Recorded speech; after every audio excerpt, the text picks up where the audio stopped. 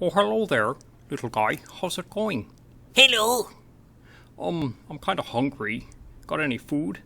If you're hungry for a hunk of fat and juicy meat, Yeah, that'd be great. eat my buddy here. He's a real good treat. Huh? Which buddy? This $100 swine, a $100 dine, a tasty swine. All you gotta do is get in line. Huh? Are you aching? Yeah. For some bacon? Yeah. Oh, bacon's great. Well, he's a big pig, and you can be a big pig too.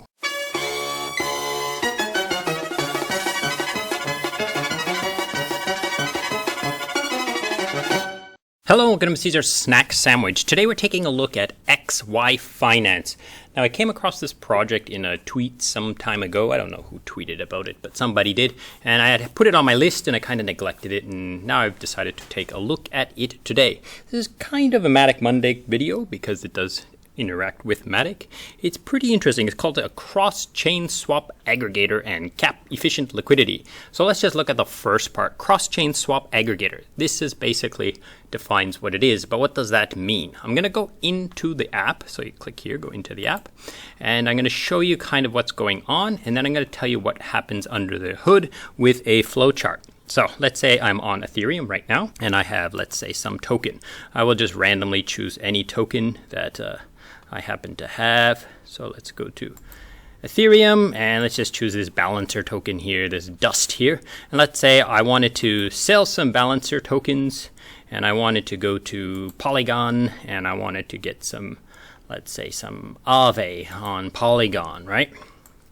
And let's say I had a little bit more than dust and I had maybe this much. I would click and I would tell it, and it would do its thing. It's looking at the bridges, it's looking at the swaps, and it gives me what my transaction is going to do. So it's going to sell my balancer, it's going to send it to balancer, it's going to swap it for USDC, and then it's going to send that USDC over the AnySwap bridge, and then when it lands in Polygon, it's going to use JetSwap or QuickSwap to swap for the Aave token. So it basically looks at a whole bunch of different options and decides the best one. And sometimes you'll see several of them come up and there are different options, and you see it's refreshing, it's changing, it keeps changing, right? So you get the idea. So it's basically going to send my balancer, it's going to sell it on Ethereum, it's going to send over whatever token is good, and then it's going to buy the token that I want. So all in one large transaction, all bunched up. Now, I'm not sure exactly how much it's going to cost, probably a little bit expensive. But anyways, that's basically what it will do. So let's go to the flow chart and kind of get an idea of how it does it and what kind of things are coming into play there. Okay, so here we are on the flow chart, and let's take a look what happens inside. So we have dollar bill here. Now, dollar bill has some CEAZOR tokens on Ethereum, and for some reason he wants to sell them and actually end up with some sandwich tokens on Polygon for whatever reason. Now, a good example of why you would want to do this is, let's say you burned all the Ethereum on your wallet and you're trying to figure out how can I get some Ethereum on that wallet so I can do a transaction. You could, use your USDC, swap it for Ethereum through this system and dump the Ethereum into this wallet and use that to pay for gas and so forth. So that's a good example of what you could do with this, and or you could just I want sandwich token and I don't want this CEAZOR token anymore for whatever reason. So the first thing he's going to do is he's going to talk to the contract. They call it a swapper contract, and that's basically the UI. So he would talk to the UI, and the UI will then look through this entire system and send him back a quote and say, oh, this is the path you're going to take. As you saw before, I showed you the path, and this is what you're gonna, like, the minimum you're going to end up with, and he can tell it some slippage that he's willing to accept during this entire transaction. So after he accepts this transaction quote, he can send his CEAZOR token to the swapper. The swapper will then swap it with any kind of DEX that's on Ethereum. So there's a whole bunch of them, but here are 3 examples, like SushiSwap. They will SushiSwap, Uniswap, or 1inch Exchange. It will aggregate this. It will look for the best options and then because that's what it will quote him, right? So then it will swap it for one of these tokens that it can bridge. So in this case, I'm showing you Sandwich. If Sandwich has got a lot of liquidity for this bridge, then it will use Sandwich to send it through. But if not, it will probably use something more common like USDC. So in this case, I'm going to say USDC. Let's say he gets some USDC back into the swapper contract. And then the swapper contract talks to the bridge and basically uses the bridge to send some tokens to another swapper contract on Polygon. So this swapper contract is waiting for this transaction to come through. And when he finds, hey, it's good, it's all good, then he will swap those USDC for on an exchange that is there. Now, like I said, they've sent USDC because of liquidity, right? So then he will swap for this, for the Sandwich token on some sort of, AMA that happens to be on Polygon. Then, if that's successful, he will drop the Sandwich token into Bill's wallet and say, hey, you are done, Bill. So Bill is kind of, it's pretty simple, straightforward for Bill, but there's a few more things, okay? So let's say, for example, something happens to the Sandwich token.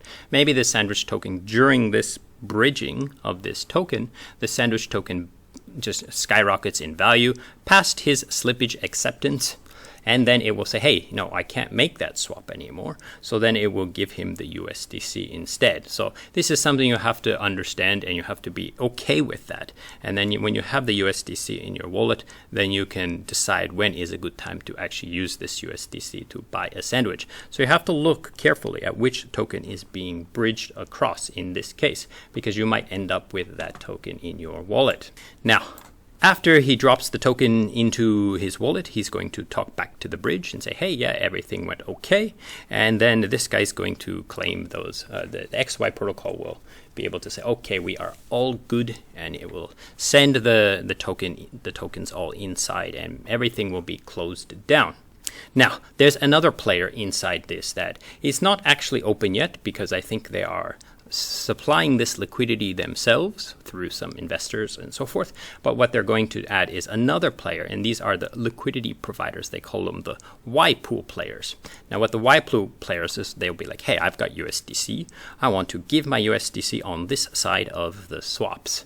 Or I'm on Polygon with USDC, and I want to give my USDC on this side of the swaps. Now, remember, this doesn't have to be USDC. It could be any token that they decide to use for these bridges. So they start to fill up the liquidity so that on both sides of the swap, so that it can be more fluent and more easy and less things to worry about. Now, they also, if you were to provide this liquidity to one of these sides, and you would be taking part in trading, so you would get some sort of trading fee. So here I have this USDC as a trading fee, and then we also will get rewarded with some XY tokens, which is the governance token of the XY protocol. Now, inside the docs, it also says that the XY protocol token will be able to be locked up like VECRV, like a time lock, 1 year, 2 year, 3 year, 4 year type thing, and it will boost the rewards. Now, it doesn't say exactly what it means, like what kind of boosts, so I assume that's just this XY token. If you lock up your XY token, then you will get a bigger incentivization of the XY token in this way.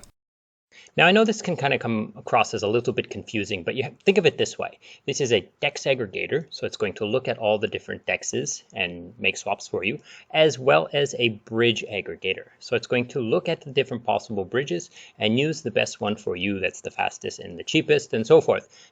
At the same time, they're trying to build their own bridge with their own validator and their own kind of system. And that's basically where the Y pool comes into play here, so that they can try to, build up their own liquidity and perform this service by themselves, so that they can kind of guarantee that it works better than depending on another bridge and so forth. So I think this is interesting. I think it's worth watching and kind of paying attention to. And you can decide what you believe and so forth with this project, and whether or not you want to try to use it to make some swaps and so forth. But I think it's good. I think it's clever. The website's very slick. The website's very responsive. It looks very good, and it functions quite well. So take care, try it out if you want. And thanks so much for watching. Goodbye.